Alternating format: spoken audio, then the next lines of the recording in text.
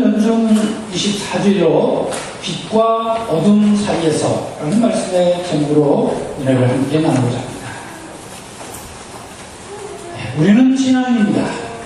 신앙인 중에서도 그리스도입니다.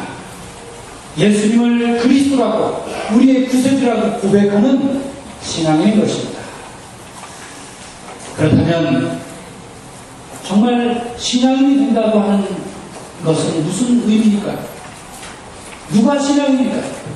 어떤 사람이 신앙생활을 잘하는 사람일까요? 여러 가지 많은 이야기를 할 수 있겠지만 저는 딱 두 가지로 요약할 수 있다고 생각합니다.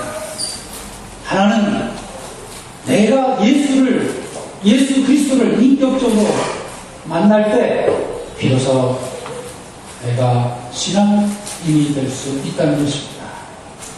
여러분, 주변에 신앙 좋은 사람 많죠? 그러나 그 사람에게 아무리 해도 소용없습니다. 다른 사람이 아닌 내가 바로 예수님을 그리스도라고 고백하면서 인격적으로 만나야 하는 것입니다. 우연히 스쳐 지나가는 사람처럼 예수를 생각해서는 그래서는 우리가 진정한 신앙이라고 할 수 없다는 이야기입니다. 그리고 나면 그 다음에는 숫자가 생기는데 일순간 혹은 1년 혹은 2년 예수님 있다가 말 것입니까? 아니죠. 신앙생활은 끝이 없습니다. 하나님 부르시는 그 순간까지도 우리는 바로 한평생을 예수님을 따라가야 하는 것입니다. 오늘 복음 말씀에도 어떻게 하면 예수님을 따라갈 것인가? 자기를 버리고 자기 십자가를 지고 따라오라고 말씀하고 계시죠. 그래야만 우리가 한평생을 신앙으로 살 수 있는 것입니다. 오늘 복음 말씀을 보면 예수님께서 저 멀리 북쪽 지방 가이사랴 빌립보에 제자들과 함께 가고 있는 장면이 나옵니다. 예수님이 제자들과 함께 지나가니까 그 이름을 본 군중들이 수군수군댑니다. 예수님을 대부분 처음 본 사람들이에요. 그러니까 예수님이 제자들에게 이렇게 묻죠. 얘들아, 사람들이 나를 누구라고 하느냐? 자, 그랬더니 누구라고 했어요? 세자 요한이라고 하는 사람들도 있습니다. 왜냐하면 요한을 못 봤기 때문이죠. 혹은 엘리야라고 하는 사람도 있습니다. 구약시대 사람을 엘리야가 다시 왔다는 얘기겠죠. 예레미야라고 하는 사람들도 있습니다. 혹은 예언자 중에 한 사람이라고 그렇게 말하는 사람들이 있더군요. 그래, 바로 요한이라고 하고 엘리야라고 하고 예레미야라고 하고 예언자 중에 한 사람이라고 한 군중들, 왜 그렇게 헛다리를 짚었을까요? 바로 아까 말씀처럼 예수님을 그냥 스쳐 지나가는 사람처럼 그렇게 알았기 때문입니다. 예수님을 인격적으로 만났다면 그렇게 말하지는 않았겠죠. 그러자 예수께서 그렇다면 그 사람들은 그렇다고 치고 그 사람들은 스쳐 지나가는 사람을 치고 그럼 너희들은 나를 누구라고 생각하느냐? 아주 심각한 질문을 하셨습니다. 제자들이 생각을 하다가 베드로가 나섰습니다. 선생님은 그리스도이십니다. 아주 간단하지만 아주 명확한 대답을 하였습니다. 이 베드로의 고백, 이것이 바로 인격적인 만남을 가진 베드로의 고백인 것입니다.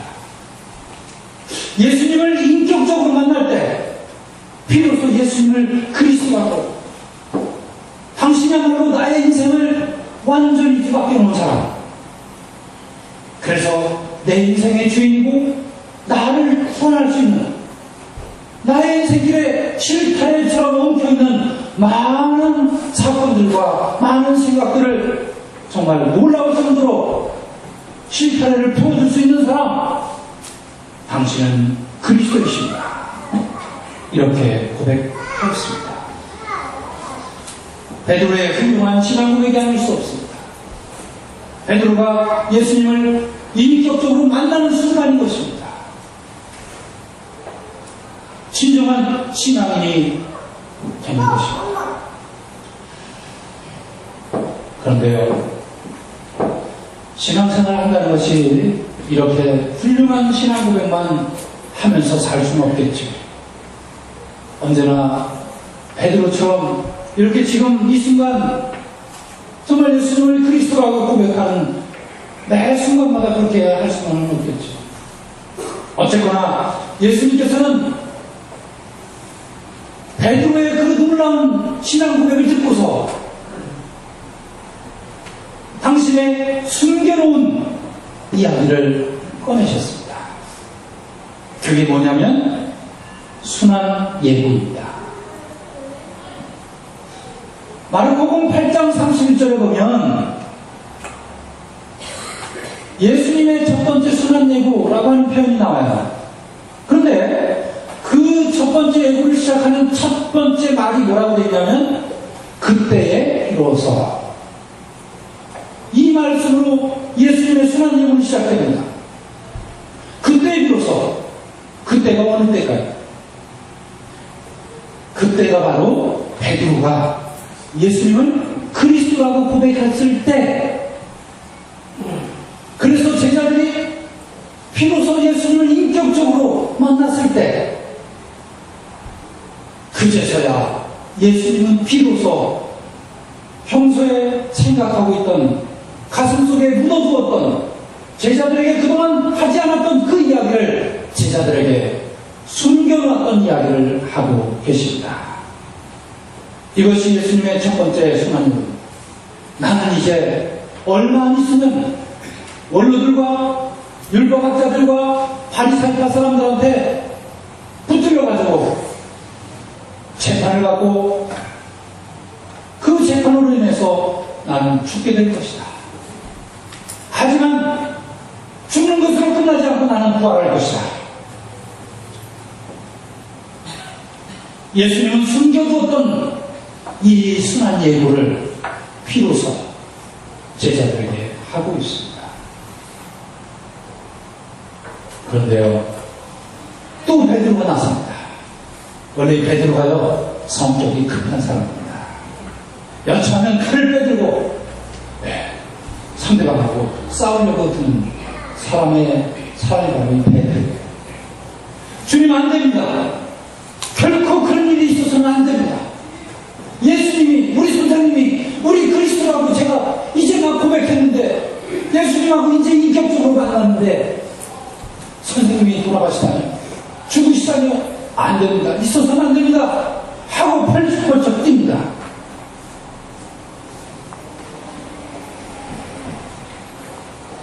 예수님이 그래 고맙다.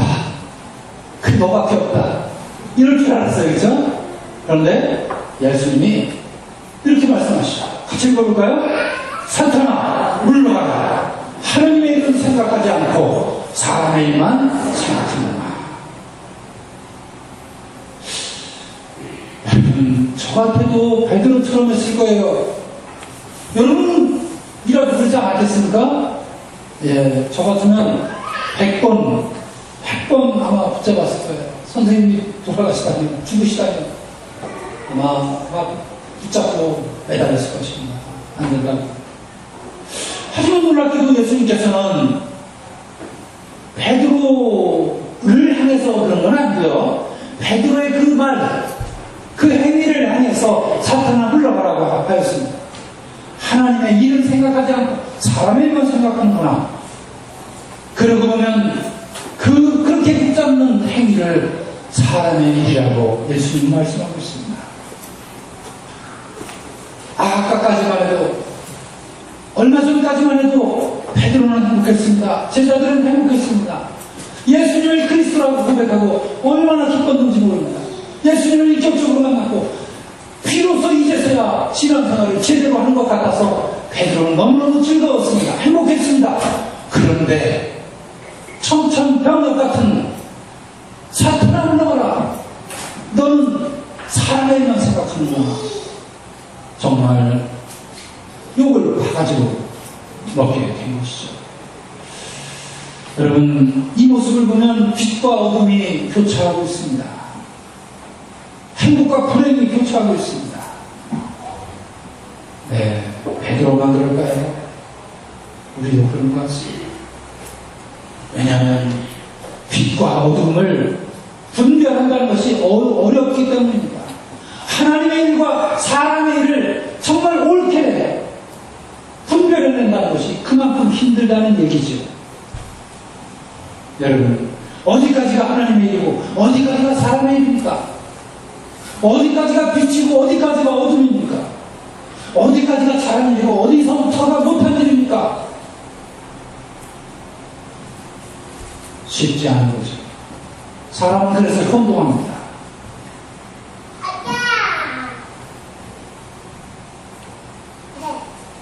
베드로가 예수님을 그리스도라고 고백한 것, 빛이라고 할 수 있겠죠. 이것이 하나님의 일이라고 할 수 있겠죠. 그런데 베드로가 예수님께서 죽어서는 안 됩니다. 이것이 어둠이라고 예수님께서 말씀하셨습니다. 그것이 사람의 일이라고 말씀하셨습니다. 정말 구분하기 힘듭니다. 구분하기 힘든 것은 오늘 야고보서 말씀을 봐도 나오고 있어요. 야고보서 3장 19절에 보면 이런 표현이 있어요. 혀를 조심하라고 합니다. 혀를. 입을 조심하라고 하죠.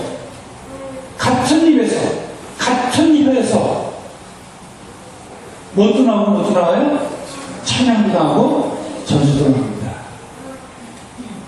맞는 얘기죠? 네, 그렇습니다. 우리가 우리 입으로, 한 입으로 어떤 때는 정말 감격에 겨워서 하나님을 찬양할 때가 있습니다. 하나님께 감사할 때가 있습니다.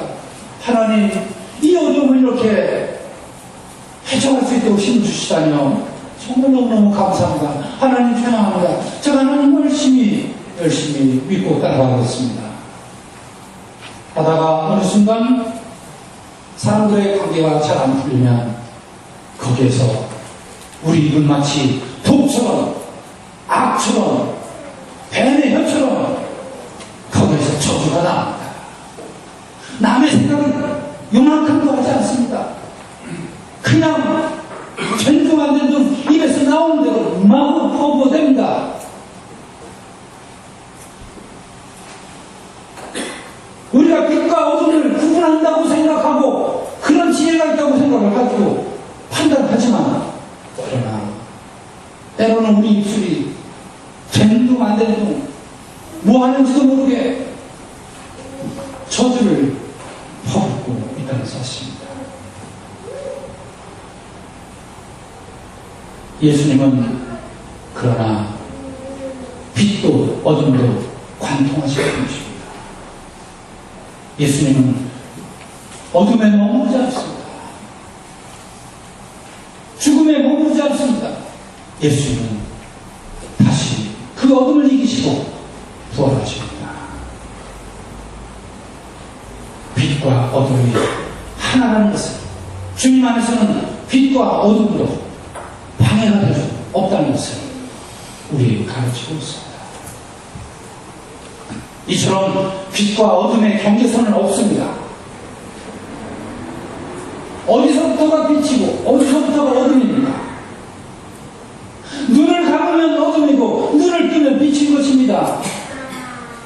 무슨 말이냐고요? 영적으로 눈이 어두워지면 예수님이 그러셨죠. 눈을 뜨고 다닌다고 다 눈 뜬 사람이 아니다. 눈 뜬 장님이다.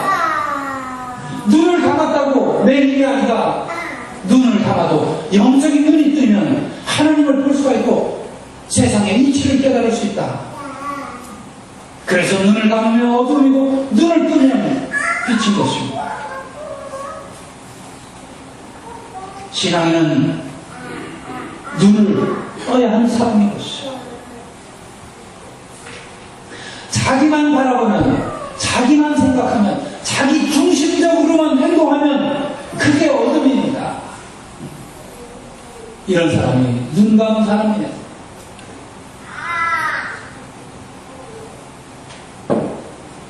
자기만 잘났어요. 자기만 옳아요. 남의 얘기 듣지 않아요. 수많은 사람의 판단도 소용없어요. 다 내가 판단하고 다 내가 옳고 내가 생각하는 것만 옳아요. 이렇게 자기만 보는 것, 이것이 어둠입니다. 그래서 그런 행실은 어둠은 더 큰 어둠으로, 더 짙은 어둠으로 갈 수밖에 없어요. 그래서 우리가 신앙인이 된다는 것은 하늘을 향하는 거예요. 하늘을 바라보는 거예요. 거기에 빛이 와요. 거기에서부터 빛이 비추기 시작합니다.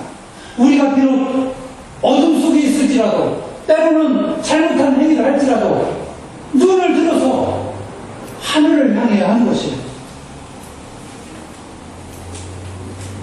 빛으로 충만해야 하는 이유인 것입니다. 이제는 우리 행동을 해야 합니다. 야고보서처럼 신앙은 행위로 보이라고 하고 있죠. 행위를 보여야 합니다. 탯줄을 잘라버려야 합니다. 아니 이렇게 낙하는데 무슨 탯줄이냐고요? 여러분, 신앙의 탯줄 말입니다. 육체의 탯줄은 잘라버려서 이렇게 다 장성하고 또 나이가 많이 드셨지만, 그러나 영적인 탯줄을 아직도 못 자르고 있을지 모릅니다. 여러분, 아기가 세상에 태어납니다. 엄마 뱃속에 자궁속에 있다가 태어나죠. 그 아기가 탯줄을 자르지 않으면 절대로 눈을 뜰 수가 없습니다. 세상을 볼 수가 없어요. 탯줄이 생명을 공급합니다. 그러나 이 세상에서 나올 때는, 다른 세상으로 나올 때는 그 탯줄은 과감하게 아쉽지만 잘라버려야 됩니다. 생명선이지만 잘라버려야 합니다. 그래야 이 세상을 생명으로 살아갈 수 있는 것이죠. 아직까지 탯줄을 달고 다니는 사람은 한 사람도 없을 것입니다. 영적으로도 마찬가지입니다. 하나님을 깨닫고 예수님을 그리스도라고 고백하고 살아가지만, 평생 살아가겠다고 고백하지만 아직도 세상에 묶여서 세상의 탯줄을 아직까지도 달고 사는 사람들이 있습니다. 내가 그동안 나를 지탱하고 있는 것, 내가 가장 소중하게 생각했던 것, 그런 것들이 과연 세상의 탯줄이 아니고 무엇이겠습니까? 그 세상의 탯줄을 끊지 않으면 절대로 우리는 신앙인이 될 수 없는 것입니다. 우리가 하나님께 나아가는 것을 방해하는 세력들이 있습니다. 예수를 그리스도라고 고백하는 것을 막는 어둠의 세력들이 있습니다. 그리고 자기를 버리고 자기 십자가를 지고 따라가고 싶지만 끊임없이 그 세상의 탯줄에 묶여서 아직도 빛과 어둠을 구분하지 못하고 그 속에서 혼동하는 우리들의 모습이 보입니다. 하지만 우리는 그 순간에 예수를 그리스도라고 고백하고, 예수를 생명의 주인이라고 고백하고, 예수님이야말로 참 빛이라고 고백합니다. 그런 우리의 모습을 통해 우리는 빛과 어둠 사이에서 진정한 생명을 얻게 되는 것입니다. 우리들의 삶의 주인이신, 빛으로 오신, 생명으로 오신 주님을 참여하는 우리의 신앙생활이 되시기를 주의 이름으로 간절히 축원을 드립니다. 아멘.